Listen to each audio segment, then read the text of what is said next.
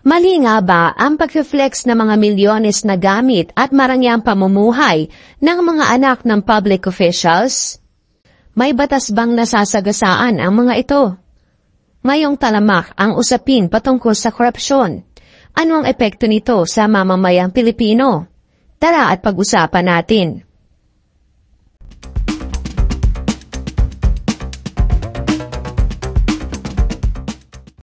Sa panahon ngayon ng social media, mabilis mapansin ang mga post ng mga anak ng mga kilalang personalidad, lalo na ng mga politiko at malalaking negosyanteng may koneksyon sa gobyerno. Sa kanilang Instagram o TikTok, makikita ang mga larawan ng mga mamahaling bags, damit, kotse, kaliwat ka ng bakasyon sa iba't ibang bansa at magagarbong party. Kasama sa mainit na pinag-uusapan ngayon ng netizens ay ang tinaguriang mga prinsesa ng Pilipinas. Sina Claudine Co, Jella Alonte, ang Enciso Sisters, Christine Lim at Jasmine Daday Chan. Ilan lamang sila sa humahabang listahan ng mga anak ng public officials. Ngunit tanong ng marami, mali ba talagang mag-flex ng yaman o nagiging issue lang dahil konektado ang mga magulang nila sa politika? Para sa ordinaryong Pilipino, hindi lang ito usapin ng inggit. Sa bansang taon-taon lumulubog sa baha, kung saan araw-araw siksikan ng mga commuters, at ang presyo ng bigas ay lagpas sa kayang abutin ng minimum wage earners. Masakit makita ang kabataang nakatira sa mundong puno ng luho. Milyon ang halaga ng gamit, may private plane trips, habang ang iba'y sumusuong sa baha para lang kumita. Matagal na sugat ang korupsyon. Hindi lang ito simpleng lagay, kundi sistemang nakaugat sa political dynasties at negosyo ng iilang pamilya. Habang nauubos ang pera ng bayan sa bulsa ng tiwali, nagdurusa ang mamamayan. Kaya't natural lang na itanong ng publiko, saan galing ang yaman na pinapakita online? Ayon sa Republic Act 6713 o Code of Conduct and Ethical Standards for Public Officials and Employees, dapat simple at takmasakita ang pamumuhay ng opisyal at pamilya. Bawal ang labis sa papapakita ng yaman at obligado magsumite ng salin. Bilang paliwanag, kung lumabag, may kaparusahan mula sa multa at suspensyon hanggang sa diskwalifikasyon at kulong. Ngayon, balikan natin at kilalanin ang mga buhay prinsesang anak ng mga public officials na umuugo ngayon sa social media. Unahin na natin si Claudine Co. Unang nakilala si Claudine Co sa social media bilang singer at lifestyle vlogger kung saan nagpapakita ito ng lavish lifestyle. Pero ngayon ay binabato ng batikos nang mapag-alaman na siya pala ay konektado sa mga founders ng dalawang kumpanyang sangkot sa anomalya sa DPWH flood control projects. Siya pala ay anak ni Christopher Co, na isa sa mga co-founders ng Hightone Construction and Development Corporation at former representative ng Ako Bicol Party List mula 2013 hanggang 2019. Kumandidato rin si Co bilang congressman ng 2nd District ng Albay nitong nakaraang eleksyon, ngunit natalo. Pamangkin din si Claudine ni Zaldi Co na co-founder naman ng Sunwest Incorporation, na isa rin sa malalaking contractors ng DPWH at naging chairman ng House Committee on Appropriations, na isang makapangyarihang posisyon na direktang may kinalaman sa paglalaan ng pondo ng gobyerno. Ang parehong kumpanya ito ay nakatanggap ng bilyong-bilyong halaga ng proyekto mula sa DPWH.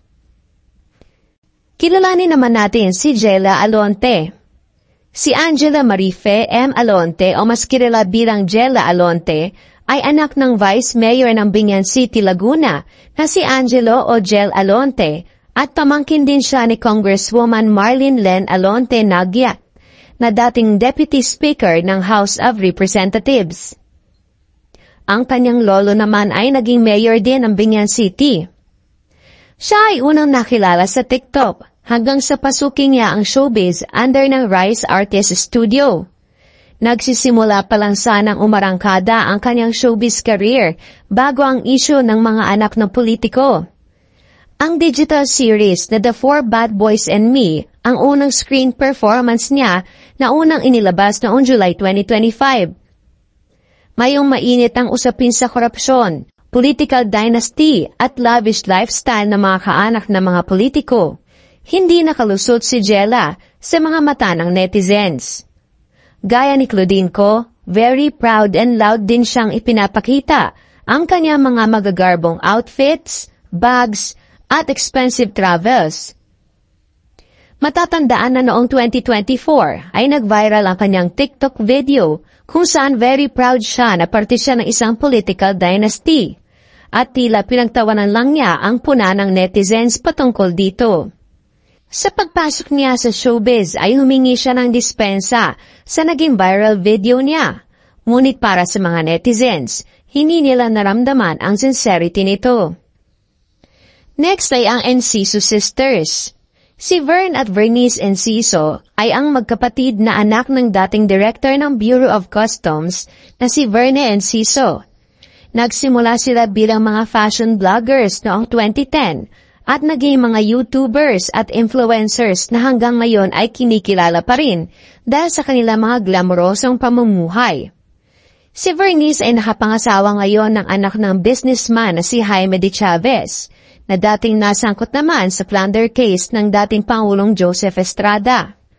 Samantala, si Vern naman ay nakapangasawa ng isang businessman sa Cebu. Nadadawit ang pangalan ng magkapatid dahil sa kanina extravagant lifestyle simula pa noon, at nang malaman na dating direktor ng Bureau of Customs ang kanilang ama, hindi maiwasan ng mga netizens na magkaroon ng haka-haka kung paano nila na-afford ang maluhong pamumuhay.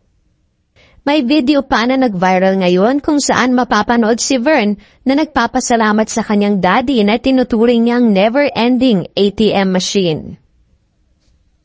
Sumunod naman sa listahan ay si Christine Lim. Unang nakilala si Christine Lim nang mag-viral ang kanyang bonggang debut noong 2019. Ito'y tinaguri ang Crazy Rich Asian Inspired. Ang kanyang cake ay nagkakahalaga ng mahigit $5,000 o mahigit 250,000 pesos. Ang kanyang mga gowns naman sa debut ay dinisenyo ng sikat na fashion designer na si Mac Tumang. Ang mga gowns ni Mac Tumang na ginagawa ay nagre-range from 275,000 hanggang sa 1 million pesos.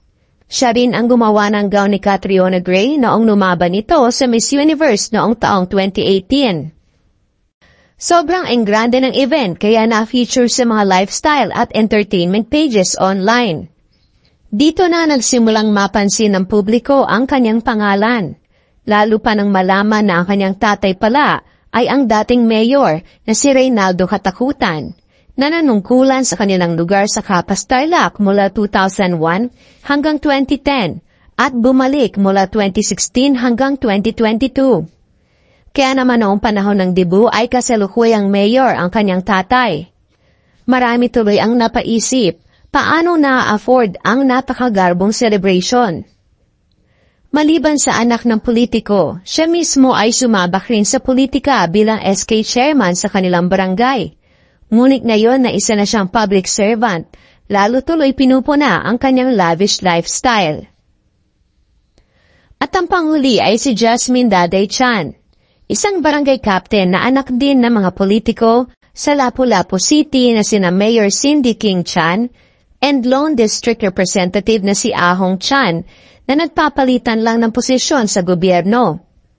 Nagba-viral ngayon si Jasmine dahil sa kumalat na mga litrato ng kanyang Europe travels. Maliban pa rito, gaya rin ni Claudine Ko, sobrang garbo ng mga binabalandra niya sa kanyang social media accounts. Mga milyones na outfits, bags at mga alahas. May litrato pa siya na suot ang isang mamahaling Bulgarian necklace na nagkakahalaga ng halos 9 million pesos. Sa kanyang inilabas na statement sa isang mahabang post sa Facebook, nilinaw niya na wala ni singkong duling na galing sa kaba ng barangay ang ginastos niya sa nasabing biyahe. Ayon kay Jasmine, regalo raw ito ng kanyang asawa bilang bagong kasal sila. Dagdag pa niya, mayroon din siyang sarili ambag mula sa sarili niyang ipon at investments na matagal na niya pinaghirapan simula pa noong college. Ipinagtanggol din niya ang kanyang sarili laban sa mga puna tungkol sa kanyang pananamit at sinabing karamihan ng mga suot niya ay nabibili lang sa Shopee at ilang ulit nang nagamit. Humingi rin siya ng paumanhin sa mga oposisyon at kritiko, partikular na sa grupo ng Basakanon, dahil sa mga post na umano'y nami-misinterpret at kinuha sa ibang konteksto. Giit niya, bukas ang lahat ng records ng barangay at regular namang nire-report sa pamamagitan ng SOBA o State of the Barangay Address kung saan makikita, kung saan napupunta ang buwis ng tao. Sa huli, hindi ito simpleng usapin ng pagpo-post ng branded bags, luxury cars o pagbiyahe abroad. Ito ay nagbubukas ng mas malawak na usapan tungkol sa transparency, pananagutan at tamang asal na hinihingi mismo ng Republic Act 6713. Ayon sa batas na ito, inaasahan ang mga lingkod bayan at kanilang pamilya na mamuhay ng simple at may malasakit. Dahil anumang labis sa pagpapakita ng karangyaan ay maaaring magdulot ng maling impresyon sa publiko at magpahina ng tiwala sa gobyerno. Ang mga posts sa social media ng lavish lifestyle ay nagiging simbolo ng malalim na pagkakaiba ng realidad. Habang may ilan na namumuhay na tila fairy tale, milyong-milyong Pilipino ang araw-araw na nakikipagsiksikan sa traffic, lumulusong sa baha, nagtitiis ng kakarampot na sahod at humaharap sa gutom. Ang tanong ngayon, paano natin muling maitatatag ang tiwala kung mismong mga larawan ng karangyaan ang gumabalot sa imahe ng serbisyo publiko? Hanggang kailan natin palalampasin na may iilan na tila namumuhay ng fairy tale habang ang nakararami ay patuloy na nakikipaglaban sa hirap ng totoong buhay? Ikaw, ano opinion mo sa isyong ito? Leave your comment below. Para sa iba pang updates at features, manatiling nakatutok dito sa PH Daily News ng Showbiz Ganap Global. Thank you for watching. Don't forget to subscribe and click the notification bell for more updates.